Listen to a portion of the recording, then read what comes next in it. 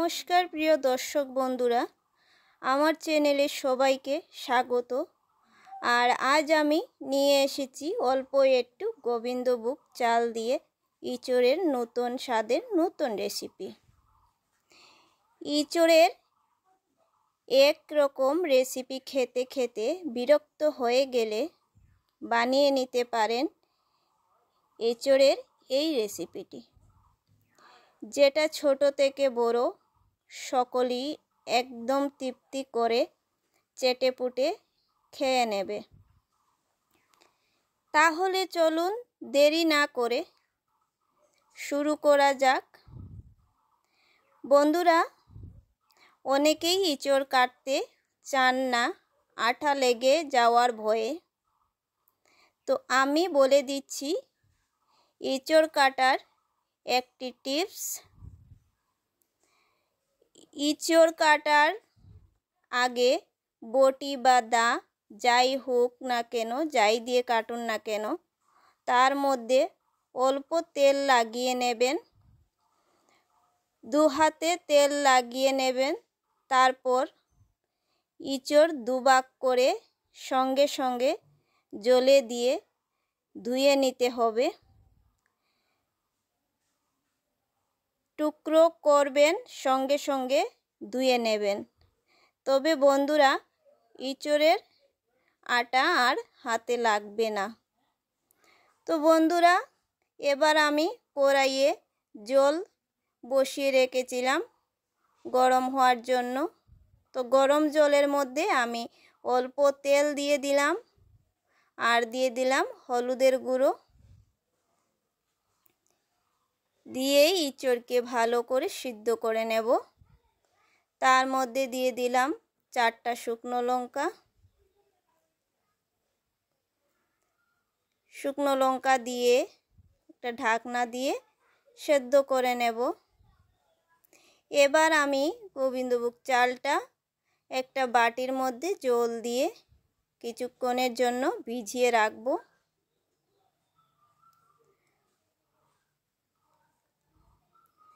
এবার নিয়ে নিচ্ছি টমেটো কুচি।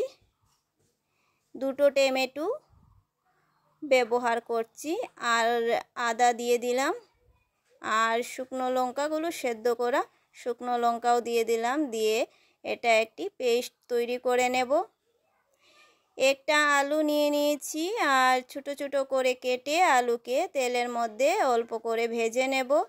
তার মধ্যে অল্প একটু নুন আর হলুদের গুঁড়ো দিয়ে ভালো করে ভেজে নেব। এবার ফোড়নের জন্য গোটা জিরে, 2টো দারচিনি আর 3টে এলাচি আর 2টো তেজপাতা। বন্ধুরা, এটা কিন্তু নিরামিষ রেসিপি। তার মধ্যে দিয়ে পেস্ট মশলা দিয়ে দিলাম, আর পেস্ট মশলা দিয়ে হলুদের গুঁড়ো, জিরে গুঁড়ো,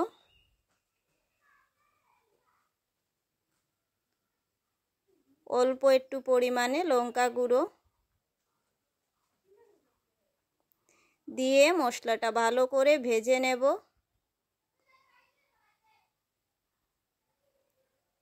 ভালো করে ভেজে নিচ্ছি বন্ধুরা। মশলাটা আমার ভাজা হয়ে গেছে, উপর থেকে তেল ছুটে আসছে, তো মশলাটা ভাজা হয়ে গেছে। এবার দিয়ে দেব ভেজে রাখা আলু।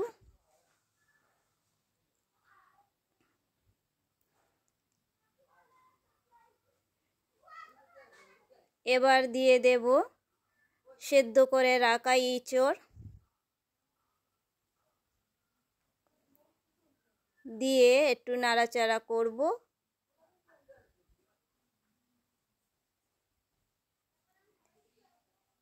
এঁচড়ের গায়ে ভালো করে মশলা লাগিয়ে নেব। তার মধ্যে দিয়ে দেব স্বাদ মতো লবণ,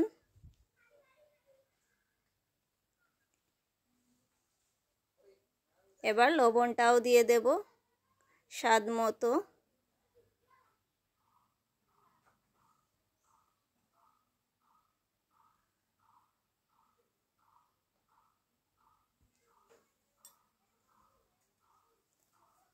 লবণটা দিয়ে আবার নাড়াচাড়া করব ভালো করে।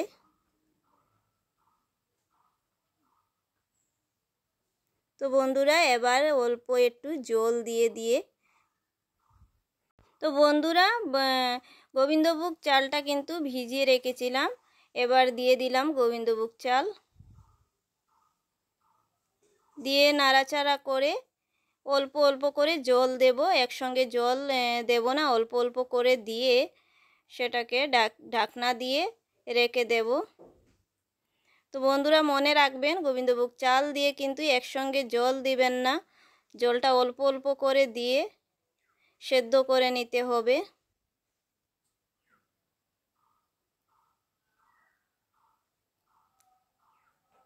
তো এবার ঢাকনা দিয়ে দিলাম। তো বন্ধুরা 2-3 বার এরকম অল্প অল্প করে জল দেবেন আর ঢাকনা দিয়ে সেদ্ধ করে নেবেন।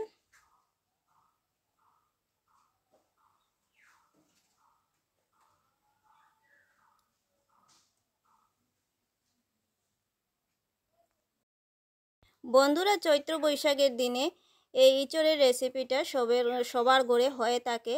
তো আমার এই রেসিপিটা একবার ট্রাই করুন, তারপর কমেন্ট করে বলুন যে কীরকম হলো। তো এবার আমি দিয়ে দিলাম একটু বেশি পরিমাণে জল, দিয়ে আবার নাড়াচাড়া করব, করে আবার ঢেকে দেব।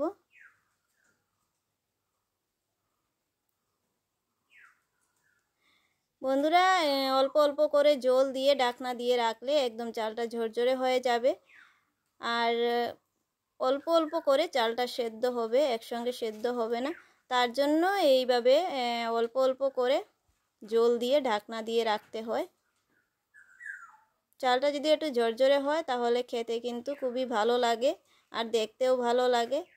তো বন্ধুরা দেখুন চালটাও সিদ্ধ হয়ে গেছে, আলু সিদ্ধ হয়ে গেছে, আর ইঁচড়ও সিদ্ধ হয়ে গেছে।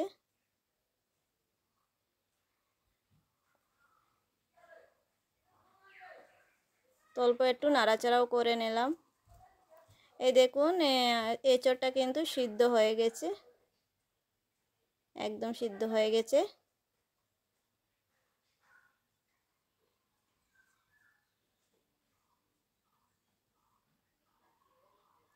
তো তার মধ্যে দিয়ে দিলাম অল্প পরিমাণে চিনি, কারণ এটা নিরামিষ, তার জন্য একটু চিনি দিলে ভালোই হয়। তো তার মধ্যে দিয়ে দিলাম আমি চিনি। এবার দিয়ে দিলাম গরম মশলা।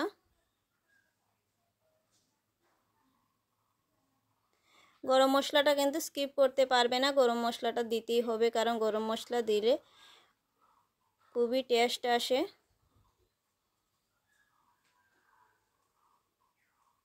চিনি আবার কেউ পছন্দ করে, কেউ পছন্দ করে না। যাদের পছন্দ চিনি তারা দিতে পারো, আর যাদের পছন্দ নেই তারা নাও দিতে পারো, কোনো অসুবিধা নেই, কিন্তু গরম মশলাটা দিতেই হবে।